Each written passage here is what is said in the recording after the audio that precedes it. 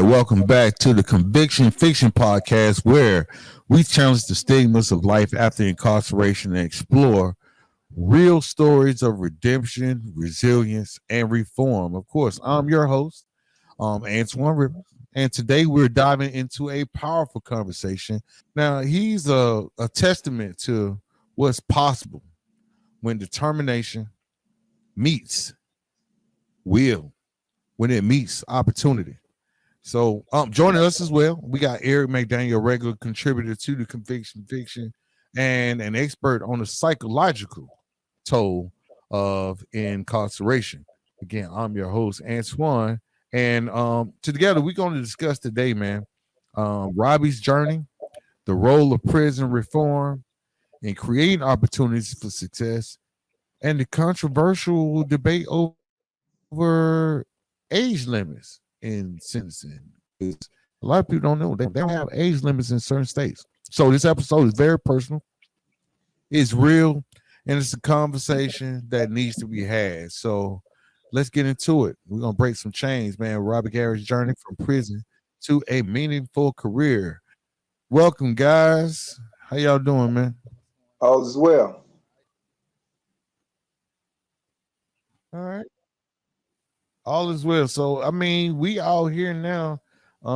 It took like a little minute for us to get here, but when it comes to it, I think I pretty much, I guess we should give a little background to this whole story because I know you guys. I know you guys, man. Yeah. So I want to first welcome Robbie, man. Robbie, how's it been going, bro? It's been going good. First of all, I want to it's something I've been looking forward to doing. You know what I'm saying? But working so much, been able to, I ain't been able to get here as soon as I wanted to. But that don't matter now. We're here now, right? And chop it up. We're gonna make it happen, man. Okay. So what's up? No problem. We're glad that you're here. Now on the other side, we got Eric Mack. You was kind of like a mentor to Robbie at some point. Yeah, I was my little brother there. I'm proud of him, man. Proud of him. Yeah. Yeah. Hey, listen. I know. Go ahead, bro. I know I gave him a lot. I know I gave him a lot of hell, boy. It was time, boy. I know it was time. Mac, hey, listen. It was rough for a lot of time, but one thing I can say about him, he never threw away the key. He never threw away the key. I was young, just out there wilding.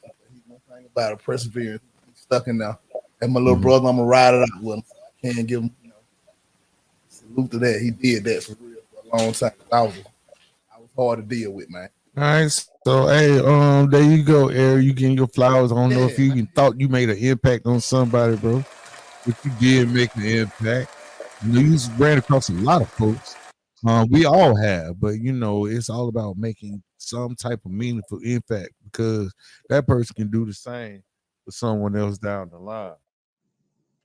Now, we're gonna keep it like totally 100 on this episode. We do it every time, but it's very important that we talk about. We need to talk about a couple of things. People trying to join on this stuff. If you ain't got an invite, don't come on the show. Now we're gonna talk about why it's important, man. That we have in this episode because I was going through before, like me and Eric was talking earlier. Like, damn, man, what we gonna talk about, bro? What we gonna do? Because we know what we want to talk about. We talk about the PTSD. We talk about the regular prison stuff, but what would Rob be comfortable for? And I hit my guy up and he said, it don't even matter. He said he gonna keep it 100 no matter what. So what we're gonna talk about today, man, on this segment is like prison reform, because prison reform encompasses a lot more changes aimed at creating a justice system that prioritizes fairness, rehabilitation, and successful reentry integration into society, especially with sentencing laws. So with sentencing laws, the reason why I bring that up because Rob, you got locked. How old you were when you got locked up and sent to prison? Man, I was 1996, man. I was 16 years old, man. I was I was a kid, basically, 16 years old, and it was different. It was different. I can imagine it was like different and so many ways. Because most 16 years old, they trying to figure out like what school they gonna go to. They gonna go to prom, or, you know, they just trying to navigate through high school. So 16 years old being locked up, they had to been tough, bro. So when I'm looking at it and thinking about it, you know, I had a couple of questions for you. You know, but I've been dealing with you know, so For a long time. can you tell me about what was life like before you got incarcerated? Man, actually, life was real. Life was good, man. My grandmama, man, my auntie, dad. I had a whole family support system, man.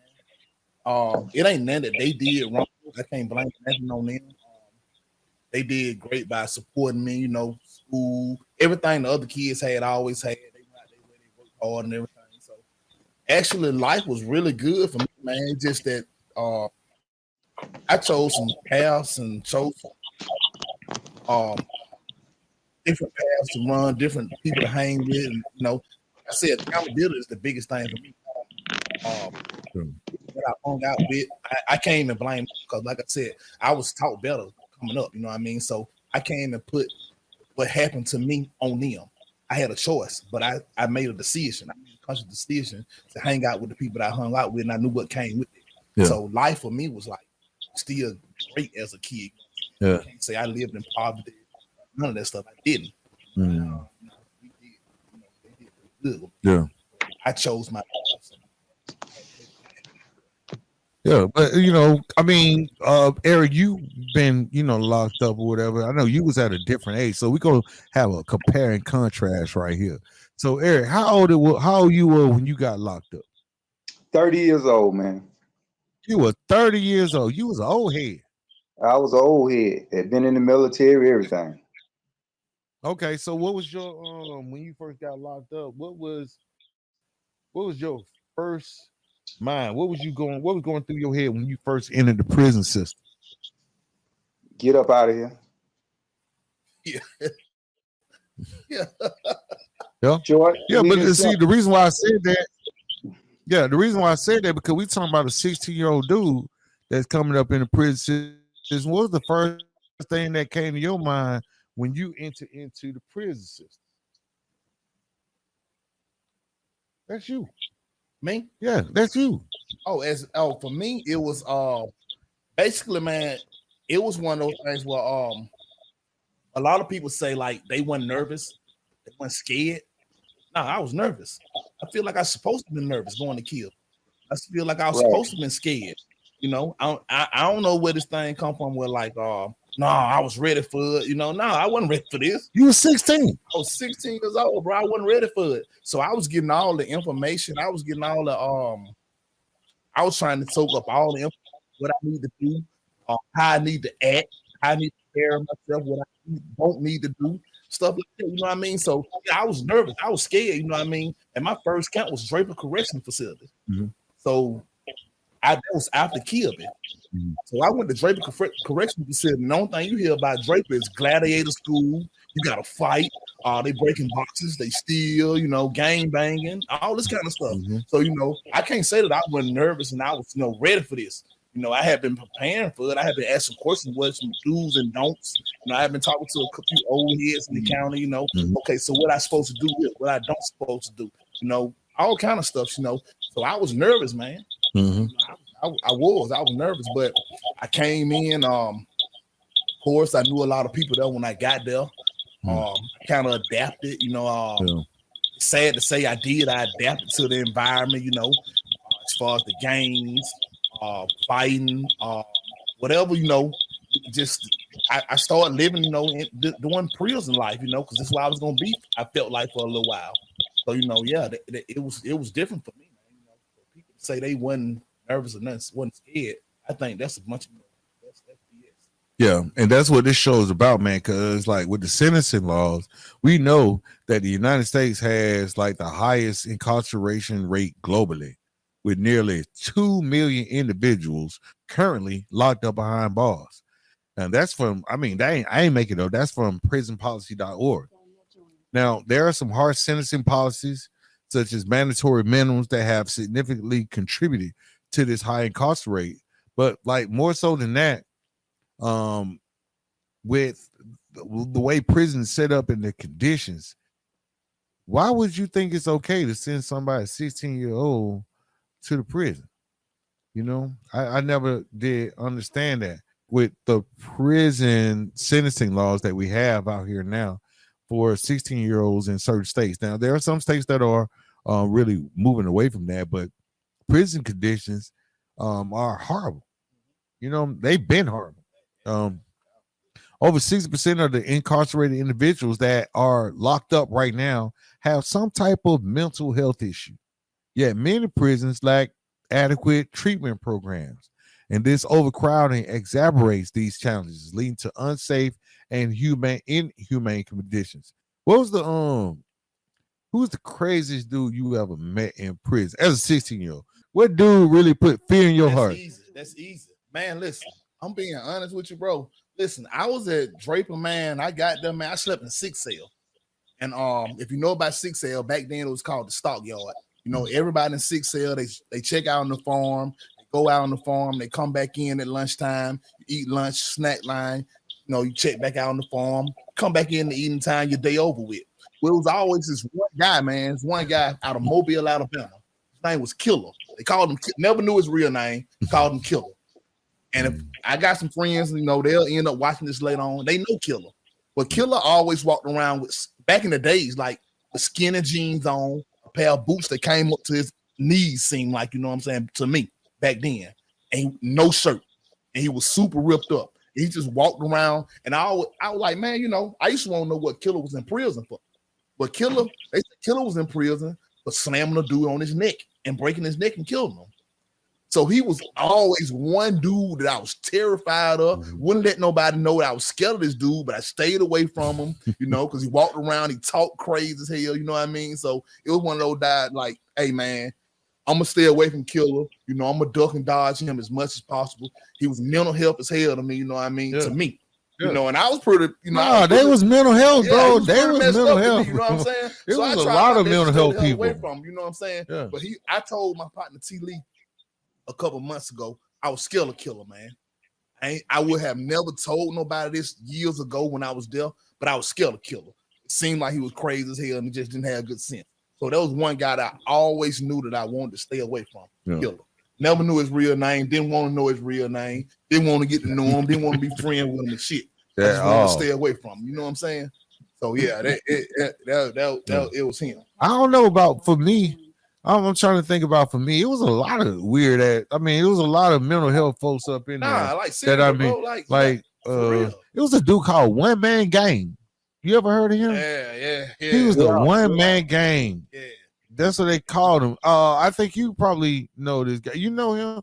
I mean, you had some crazy, weird like stuff going on with mental health. You remember One Man Gang? Yeah. Eric. Yeah. So that was one kind of dude. I was like, I'm gonna stay clear of this guy. But the problem, the thing about it is, what we have in this show, you talking about you having folks like with different age ranges being just thrown into these asylums. That's what it ended up being, an asylum, and you're telling them to fiend for that stuff, right? Fiend for their life. And my thing of it is with this podcast is like we have real stories where people came up out of there and they doing really well for themselves, right? When it comes to rehabilitation and reentry support, over 76% of the people released are rearrested within 5 years, largely due because they don't got access to education, employment, mental health resources. But there are studies that show that people that participate in prison education programs reduces the likelihood by 43%. So we're gonna talk about some programs. Any one of y'all been like involved with any programs in prison? Sure. First, I want to say those two words you use. You use rehabilitate and reform. You know, you can't rehabilitate something that was broken in the beginning. You can't reform something that wasn't whole. Prison system in general is set up for brothers to come back. You know, it's big business. It's one of the top commodities on Wall Street, the prison system. You know, we got a lot. The prison system has made a lot of people that we look up to that invested in private prisons and the prison system, Jordan and all of them. And so what I'm saying is big business. And so, you know, when you talk about the programs, yeah, all that is beneficial to a person that's really reached that place where he want to try to entertain some new information, put himself in the environment for change. So, you know, all of that is good. But, you know, in the prison population, those that go to GED school, those that go get in programs, go seek some type of help in some type of way, that's not the norm. They call them catch-outs, the ones that's trying to really benefit themselves by getting in a better environment, getting a GED and all this. And so, you know, my thing is all of it was beneficial to me, and a lot of things I learned while I was in some of those classes in prison still helps me today. But I think the big thing that I want to say is having a greater understanding that prison ain't got nothing to do with no bars and chains and handcuffs. Because there's a lot of people out here in a bigger prison than they ever put me in and just don't know it. I agree, bro. That's the powerful stuff there, because at the end of the day, being able to educate yourself and be able to take care of those opportunities when they're presented to you. That's the thing, because a lot of folks don't even know when opportunities are presented to them, and it's important for us to be able to look at those things and take advantage of it, because we came from a rough place, man. I mean, it's rough out here, but like you got dudes like the one man gang killer running around. Yeah, man, killer, man. And, you know, I not to cut you off and nothing like that, but I'm listening, man, and I'm listening to Mac talk. And long as I've been knowing him when I first met him, man, years ago, and I keep saying this because I'm keeping it real, man. Like, he was always one of those kind of guys that always kind of like dance to his own tune. You know, it's one like, hey, Mac, you going to church again tonight, man? You know, it's Wednesday, bro. Like, it's Sunday. You going to church again Friday night? You know, he was one of those guys that always dance. He was a leader more than a lot of guys that I have seen incarcerated. You know what I mean? He didn't care what people thought about him going to church on Wednesday night, Friday night, Sunday night. You know, he didn't care. You know, whatever the case may be. You know, he was all one of those guys that danced his own. Even though I might have wanted to go to church with Mac on Wednesday night, but I was too embarrassed because I was scared what my homeboy was gonna say. Man, you going to church again tonight, bro? He was one of those kind of guys that really, really was about, you know, getting better, doing better by himself. You know, I was there with him. I hung out with him every day. This ain't nothing that I can make up or pretend. You know what I'm saying? He was one of those guys that was really all about, you know, getting better, doing better, going home. You know what I mean? He was really one of those guys that want to do right for his family. You know what I'm saying? Be a good, you know, one of those kind of people. You know what I mean? So I had to always, when I see his picture, I talk to him. I had to always give him kudos because, and that's what we try to highlight. I think, Matt, can you hear us? Wow. Okay. Well, he was just giving you your flowers like today. You know, well, I appreciate that, young. That's my little brother. Later on. Yeah, man. So what's important is, like, you know, having those mentors and mentees, man, and being able to reconnect even 20, 30 years later. That's important because you never know the impact that you have on somebody, especially in those types of situations. They were dangerous situations. They were not situations that I would want any of my children to go through, or anybody, my worst enemy. I would not want them to be in situations like that. You know what I mean? So, and for years, we were talking about early before we got on. Me and T-Town were talking about. I call it T-Town, okay? Yeah, absolutely. Oh, okay. Okay. So we were talking earlier, and he was saying, you know, that he, like, the PTSD thing, he kind of deal with that. It's like he go to work every day. He, you know, take care of responsibilities, not in the way, he's not committing crimes, but that's one of his biggest fears, is being returned to prison for no apparent reason, just in the wrong place at the wrong time. You know what I mean? call, And I know this is something that you talk about a lot. I call it a healthy paranoia, man. Yeah, I was talking to him and he was letting me know he kind of go through that too, and that's one of the side effects of doing a lot of time. Uh, but also, moving in a different level, a different avenue of getting out, getting yourself established. Nobody want to have to start all over again and go back in there.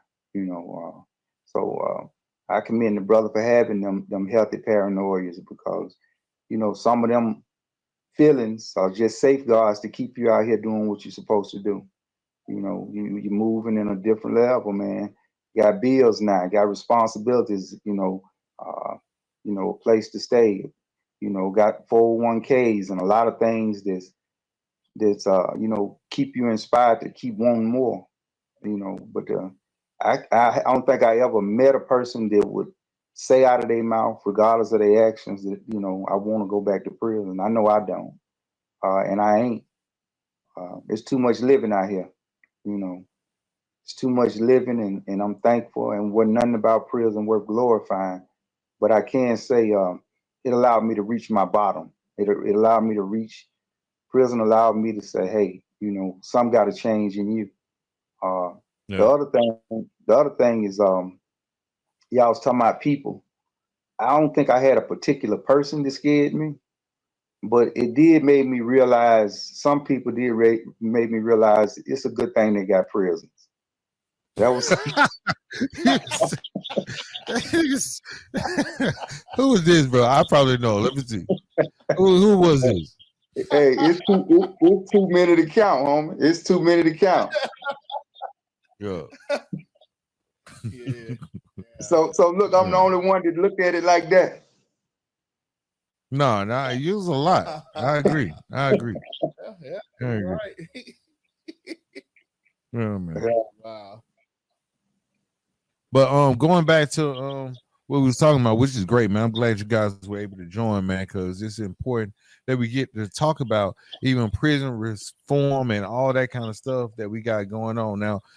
There are some things that are happening on the legal side. There are some changes where they are actually talking about like not sending people to prison at such a young age. Like in Miller versus Alabama in 2012, the Supreme Court ruled that mandatory life without parole for juveniles is unconstitutional. Basically, someone that was considered a juvenile under the age of 18, that's unconstitutional to lock them up.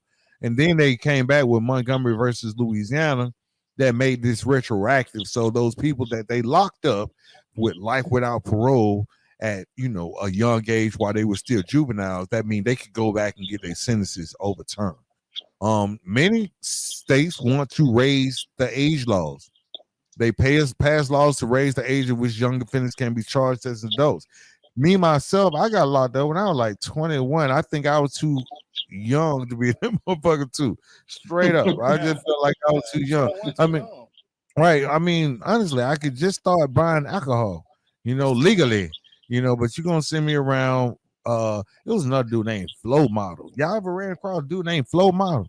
They called him Flow Model because if he couldn't watch like The Young and Restless, he gonna turn it to a flow model. He gonna turn the TV. Flow model to TV. He flow model the TV. Okay, flow model TV. That was his name. I Flow seen that model. on different occasions. Yeah, it's just flow. Just ain't nobody gonna watch this. That's crazy. That's crazy. I mean, come on, man. Right at 21, I'm like, what the hell? That's crazy, man. Damn, can we vote? But acknowledging that juvenile courts can offer more rehabilitative options for people of younger ages. There's some second look legislation where some states are considering or have implemented laws allowing long-term incarcerated individuals, particularly those sentenced as juvenile, to petition for sentence reduction after demonstrating rehabilitation. It was so many young folks I've seen come through that, bro. Like, that was crazy. I was like, man, you supposed to be at what's that little place called? Meg. Roebuck. Meg. Yeah, you supposed to be somewhere like that. That's man. all you up in here. Man, just kids, full of kids. Prison full of kids, bro. And some of them don't get out, bro. Some of them are still locked up. Yes. Some of them are still locked up. They got locked up because here's the thing: the way the system is set up. I'm gonna highlight me real quick because the way the system is set up, man. When you think about it, you go in at 16. You don't know how to react to this dude, like do like killer or some shit like. So you stab him, right? You shank him. Guess what? They're gonna put the paperwork on you, and then when you go off for parole or anything like that, then you're a problem. And then you take care, you protect yourself, but now you got a stabbing case. You got a free word case. God forbid you kill him. You know what I'm saying? So now you stuck. Not knowing at 16, your life has not really even fully developed. That you can actually change. You know, you can do that. So that's why they have these initiatives out there in order to kind of change those laws, especially when they come to you. Right. So it's a great conversation, man. But I'm gonna ask another question, like, for Rob, I mean, T-Town here, man. What was like the hardest part about re-entering society after you got out? What was the thing you think was the hardest part? The hardest part for me, man, technology. When I came home, man, on the way home from Eastern Correctional Facility, I vomited in the car. Hadn't been in the car in so long, man. But I actually, it was the technology for me, man. Yeah, you did like 20, right? Yes, 20 years straight. Yeah. Technology for me, man. I was still looking for payphones. I thought that you pump gas the same way as you did 20 years ago. I got the truck with my dad, man. Pump gas. You gotta put your card in. You gotta put the code in. There's so much to do now to pump gas. Other than when I left, you just took it off and start pumping gas. Yeah, bro. Then you go pay him. And then you go pay him. You know what I mean? But now, like, it was so different with technology, man. You know, I had to catch up on technology. I told, and my dad, you know, watching this later on, man, he'll tell you, man, it was so crazy. I always felt like people was talking about me. I always felt like, man, why they laughing? Why are they whispering? Why are they looking over here? What's going on? Like, I always 150% thought people were having a conversation about a guy that just did 20. I was so gone. I was institutionalized. When I came home, man, I was doing push-ups in my room. I was doing jumping jacks in the room. I was doing sit-ups in the room. They got a gym 2 miles down the road, bro. But I'm 16 years old. Yeah, I was used to running to the weight pile every day. Mm-hmm. I was used to, jogging to the chow hall. You know what I mean? Mm-hmm. So it was one of those things, man. Just technology catching up with, So it was some social skills suck. Yeah, my social skills horrible. First relationship I got into, everywhere we went, I stuck up under her. I didn't want to talk to people at the events.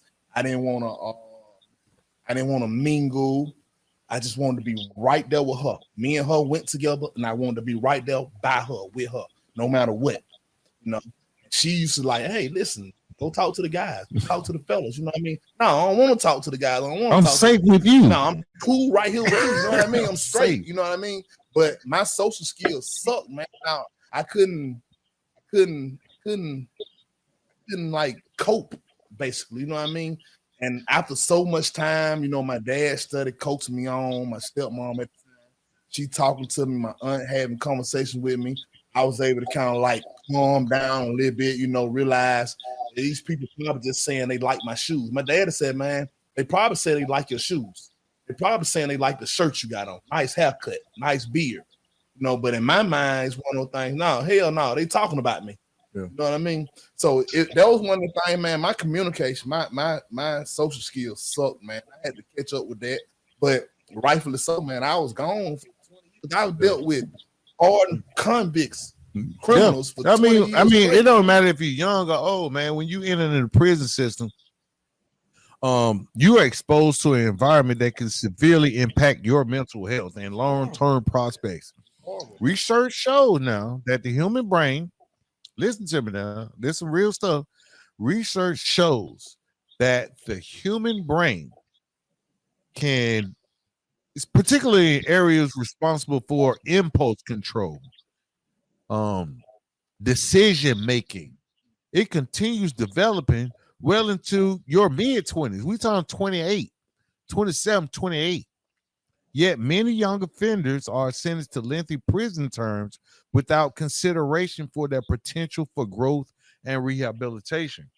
So the mental health effects of early incarceration can increase your PTSD. Young people who enter prison often experience like violence, isolation. I think that what Rob was just talking about a minute ago. He go places, he just isolate with his woman when you out in a public setting. And then there's that chronic stress that me and Eric we've talked about a lot, where it can lead to post-traumatic stress disorder and other severe mental conditions. Now, emotionally, long-term incarceration, there's an emotional effect to it, making it difficult for people like me, you, and the rest of us to form healthy relationships and function in society upon release. So those are just some of the interesting facts that we have to deal with, and that's what this whole show is about, to help those and just have the conversation, because that's what's most important. If you can talk about it, you can overcome it. That's one of the things that we believe here at the Conviction Fiction Podcast. If you can talk about it, you can overcome it. Right. So with that being said, Eric, we're going back to you now, man, because I know you are a PTSD expert. He helped me. Like sometimes I wake up and like, man, I need to call Eric. Because I just had an episode. But what's that? I was just thinking, on this topic, prison reform. A lot of times, a lot of those programs deal with the thinking as far as consequential thinking. But one of the things that we really find out when we get in the system is one of the reasons why I think they don't want ex-felons to vote, is we see the system for what the system is. And those things, when we get out here, we understand the system for what the system is. But those things don't give us a baseline for accountability. Those things don't give us. I was just reading that. Like the challenges to just reintegration, because that record, it creates obstacles like being able to vote or getting stable employment. Right. But those things have a great impact because you see it for what it is. A lot of people that don't go through incarceration or get caught up in the system in some type of way don't really see the world for what it is, the system for what it is. After Reconstruction, after slavery, you check the laws.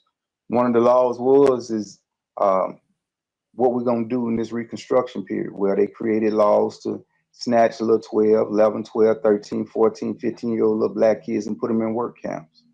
So it's always been profitable. You think about, I don't have the stats for 2024, but 2023, and the work release program generated $5.5 million in the state of Alabama. You work people for 12 hours, 16, they can't take a day off if you don't give them a day off. Work release is getting 40% of their pay, plus you got to pay for the van ride, plus you got to pay for the sack lunch. All these things are set up to generate money. The employers, they getting kickbacks for hiring them. They getting tax write-offs, but at the same time, they able to work these people at a certain wage, how many of hours, if they don't want to give them a day off. So the system is what it is. When I talk about that baseline of understanding who we are, and what it takes. And I'm gonna go back a little bit. It's kind of like when you first get out, it's kind of like looking at a man standing up in a pool and he feel he's drowning. And the circumstances, the water may be overtaking him. People may see him panicking, but all he needs to do is stand up and he won't drown. And that's kind of like it is when we get out. We really figure out that regardless of these mental things that we're going through, regardless of the stigmas and all this stuff, if we just stand up and do what we're supposed to do, that's when things start flowing. When I talk about coming out of the system, you really can't look at the tools that they give you as far as probation or the accountability towards your parents or your loved ones, your wife or whomever. you know, it has to be something inside you that just says, hey, I'm willing to move forward. And I can't put that on nobody else but me. Now, you know, I commend my young brother here and all my brothers, UATL, who took that stance to say, you know, regardless. Hold on. My name is Antoine Rivers. Yeah, yeah, ATL. Okay, all right, you good, no bro. doubt, You good. no doubt. And so, you know, because it's not designed for you to stay out. It's not Right. profitable. It's just like going to the doctor. The doctor said, hey, I'm gonna give you a test, and you need to come back and schedule another appointment for me to give you the results. The doctor don't make no money if you ain't coming up in there. He could call you and tell you, look, your results is good, but he want that co-fee. So it's just like the prison population. Think about it. When we was at Bibb County, and they supposedly had an education dorm, and they brought people from the outside saying that we had a GED school. So they made everybody get on their rack. They went to the classrooms in the back and put up a mock classroom with pencils, erasers, and papers and everything, and told everybody to sit on their rack. Well, when they walked the governor through and all that, it was staged to be an accredited GED facility. But in all actuality, T-Town, you remember that? Yes, I do. I was a part of that program. That was B-Dome. Yeah. Right. And so what I'm saying is, you know, it's profitable. Now you think about it.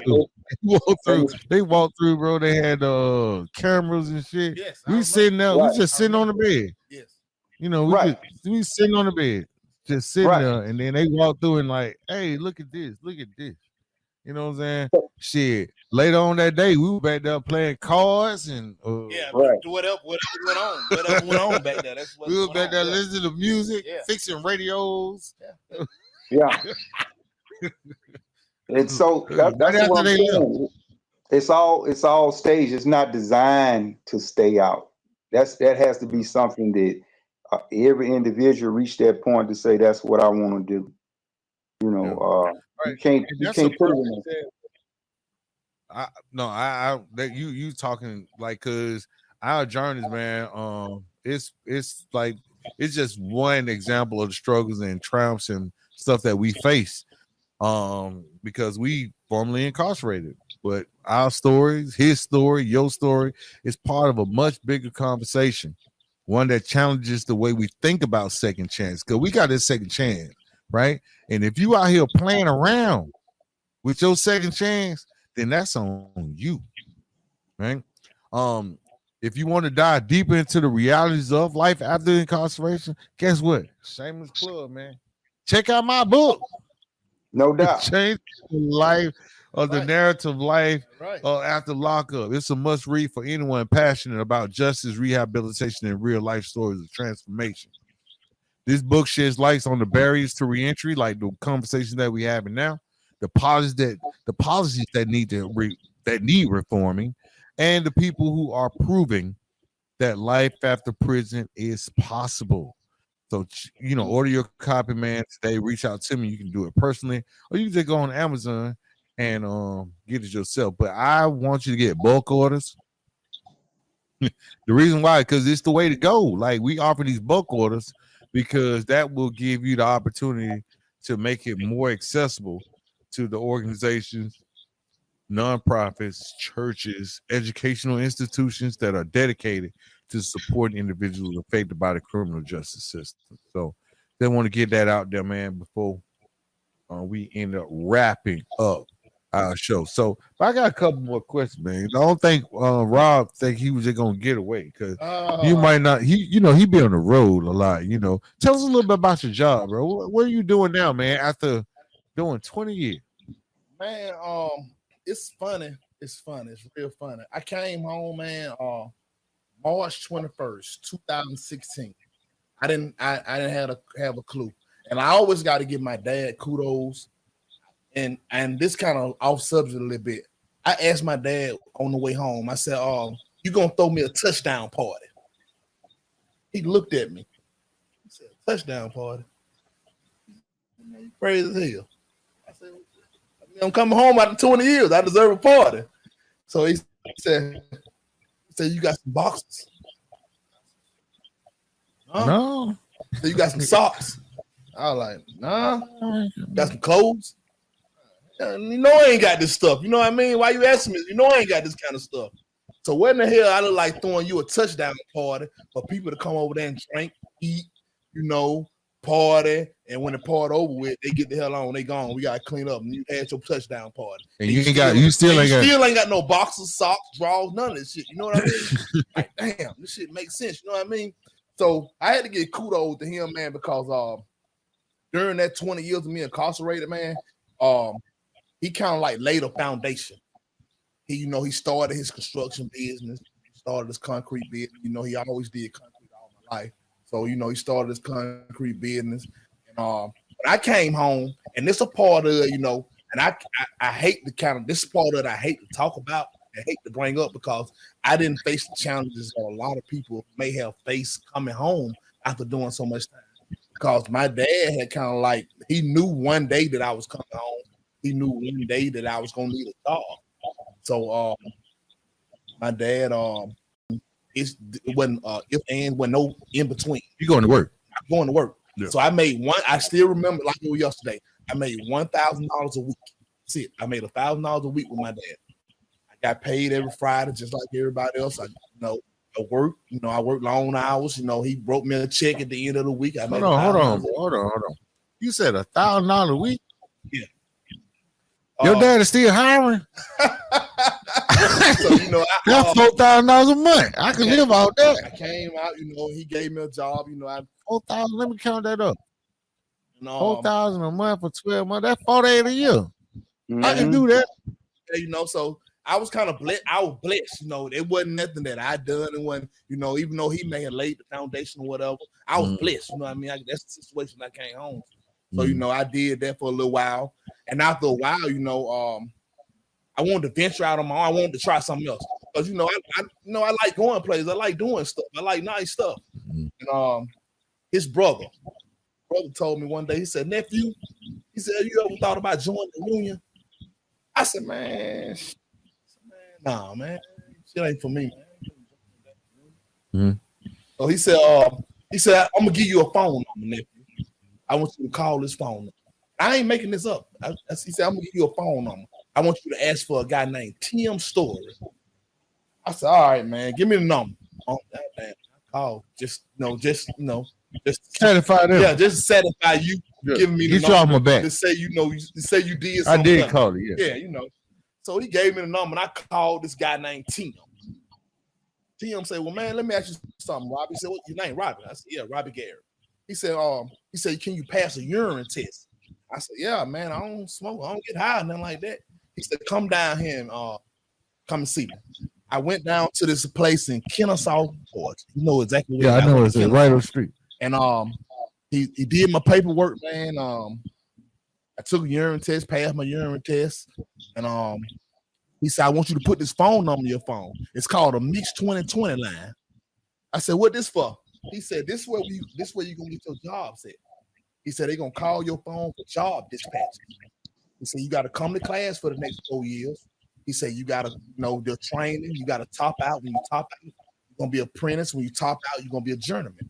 So I ain't understand none of this shit that he telling me. I'm like, man, what up? You know, all right, it is what it is. You ain't got nothing to lose. Yeah, I ain't got nothing to lose anyway. So you know, it is what it is. And man, make a long story short, man, I called my uncle. I was like, man, what this shit is you gave me, man? Because these folks ain't called my phone yet about the damn job, man. I done took a piss test. You had me do all this stuff. I say I done did all this stuff. I done went down here and did this paperwork. They ain't gave me no job yet. He said, nephew, man, just be patient. I said, shit, patient. All right.